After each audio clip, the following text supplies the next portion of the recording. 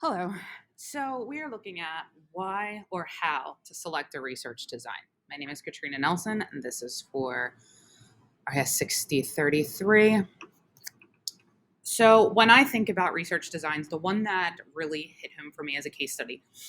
And I believe that case studies were or are important to me simply because of my background in special education. I want to understand how, why, what is the purpose behind. Case studies help with that first process of figuring out what, how, and why, and then possibly setting myself up or others for future research. So, historically, there are cases that you can go back to the early 19th century. Was normally used and is still normally used in social studies and anthropology. These are the areas where we want to really understand the reasonings behind something. Some of the most notable cases are Thomas and Zanecki's study of the Polish peasants and Malinowski's ethnographic study of humans in Melanesia.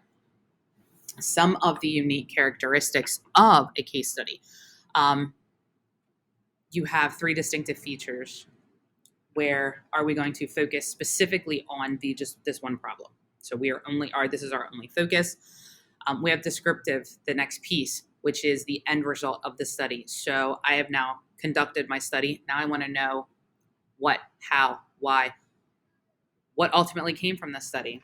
And then you have the piece where the reader, how did they understand? How did they interpret the information that you put out in the study? And these are all important factors because if we don't focus on a specific problem, then there's nothing to research.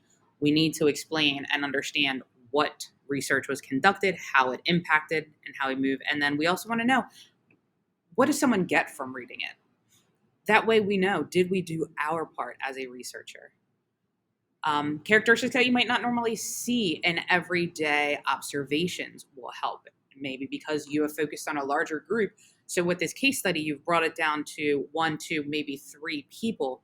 And in that, I get to see a lot more than if I'm looking at a group of 25 or 30. They are limited in size. Can be a negative component for some, but for most, that smaller group size allows for a more in-depth look at the problem. You have intrinsic, instrumental, and collective forms of case studies. That intrinsic, and that is what's going to help the researcher through, do they have a personal vested interest in the topic? When they do, you have that motivation to push forward. Collective looks at multiple cases. So I'm not looking at just one or two. I'm looking at that kind of three or four. And that instrumental, it is generalized. It's more generalized than the intrinsic where it's overarching. So I'm looking at different areas instead of just that one particular area. Some outstanding researchers, everything that I found about case studies consistently referred to Steak and Yin. And it's interesting because they have different opinions on case studies, but they are two of the ones that anyone who does that I have found, this is who they have talked about in all of their research. Yin advocates for the strength of case studies because they explore, again, that what, that why, that how, and looks at things as explanatory, exploratory, descriptive. For him, that is how it is. For Robert, he looked at, it's not necessarily, case studies are looked at as qualitative, but they might not be. It depends on what you use it for. It depends on what information you garner from it, and then it can determine. How do you implement a case study? This is probably the easiest aspect. One, you have to determine what you want to study. Once you know what you want to study, you're going to create your set of research questions, and then you have to determine how we address each research question. So once you have determined what you want to study, you've figured out why this is a problem, you've created the questions that you want to answer, and then you plan, how am I going to address each one of these questions using a case study? We move into where we start collecting data, and we want to make sure that that data is going to answer or disprove those research questions. We're going to conduct the observations that go with the collecting of the data. Once we've collected everything, we need to analyze it. Once it's analyzed, now I need to let everyone know what I found out. So I'm going to summarize my major findings, and then I'm going to conclude the study, and I'm going to now in turn implement the findings that we found. Some interesting facts about case studies.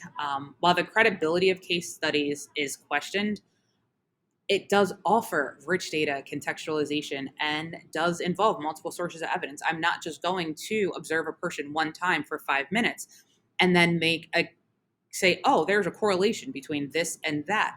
That's not how that works. Normally, your case studies are longer. They're drawn out. They take time. So we see the case over multiple settings, multiple times. Especially if you're looking at people. People are not the same every single day, every minute. So when we look at outside factors that influence the person, now we can start to look at, well, why? How does this factor influence, but this factor doesn't? And that's important in education because that allows us to see things such as students who outside home lives are not as affluent or good as some of their peers, kids who come from broken homes, kids who are in foster care, kids from diverse backgrounds.